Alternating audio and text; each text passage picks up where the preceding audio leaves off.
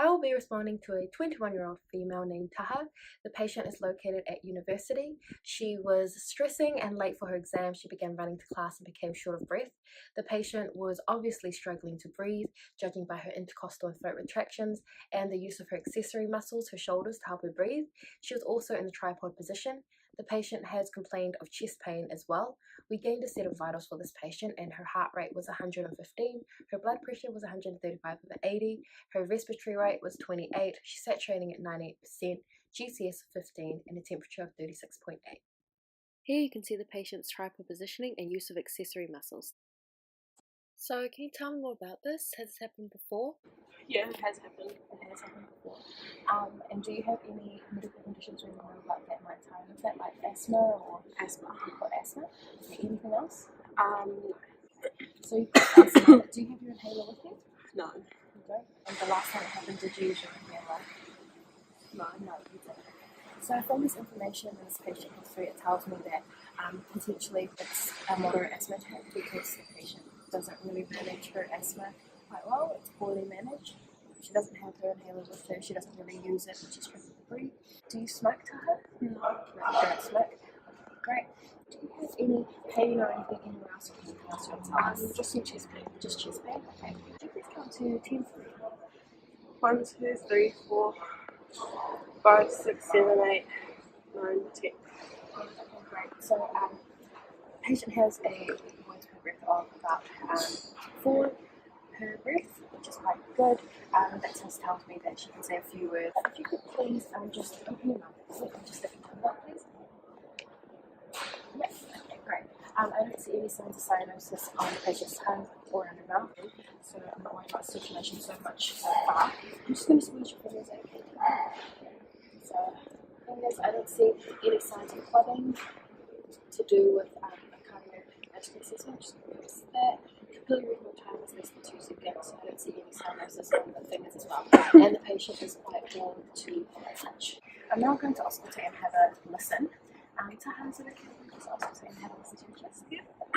So I want you to listen to her front and her back, the chest and her lungs.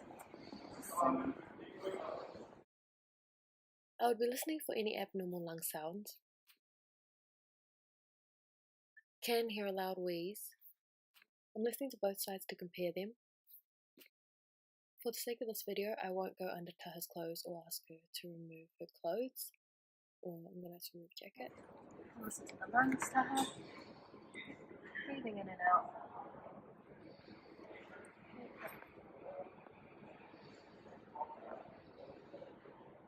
Okay, and I'm just going to ask her to take it back.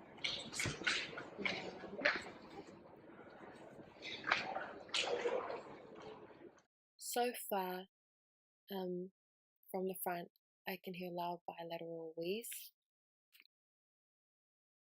So, because of the loud bilateral wheeze, I am still working towards a diagnosis of a moderate asthma attack. But she does have some chest pain, so I'm going to delve further into that. Do your family have a history of any heart problems? Family does. Your family does? Okay. So, what is that? CBD. CBD? Okay, yeah. So because the patient's family has a history of heart problems, I'm going to do a cardiovascular assessment. Does this chest pain? How would you describe it? It's quite like someone squeezing on it. Someone's squeezing on it, so it's quite tight, would you say? Yeah, it's tight. It's quite tight. Okay. And have you had this chest pain before? No. No. Okay. Okay, Taha, with the chest pain on a scale of 1 to 10, how bad would you say the pain is? 10 being extremely excruciating pain. Like 6. A 6. Okay. So the patient's told me she's got quite moderate pain, chest pain. So I'm going to look more into that and I'm going to palpate. So I'm just going to have a feel in the chest area, if that's alright, just to see how it's going. Okay, so we've got good chest rise in 4, so that's quite good about telling me that maybe it's not trauma on her chest. And you haven't injured it recently or anything? No? Okay, so it's been fine recently. And have you been well recently? Yeah. Yeah. Okay. I'm just going to palpate and just press on your chest and you tell me if it hurts. Sort of. Yeah. And what about out here? No. Not so much. In here? Yeah. Okay. and it felt like it was equal on either side. I didn't feel any kind of displacement of any areas in the chest. Also just check for jugular vein distension. So Taha, you can just breathe in and out for me. Good, and turn your head to the left and right, please. Yep, outside. Yep, so we don't see any jugular vein distension, which is good. I'm also going to check for bleeding edema. I'm just going to press it back to Taha's leg.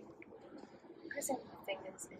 It didn't leave an imprint or an indent on anyone. That's good.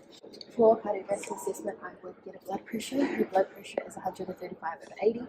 I'd also attach a 12 lead. I should have a normal sinus rhythm. Now that we've done those assessments, I would think about treating Taha with 0.5 milligrams of ibuprofen nebulized with 5 milligrams of salbutamol to help with her asthma and breathing, and probably transport her to the hospital if she didn't improve drastically.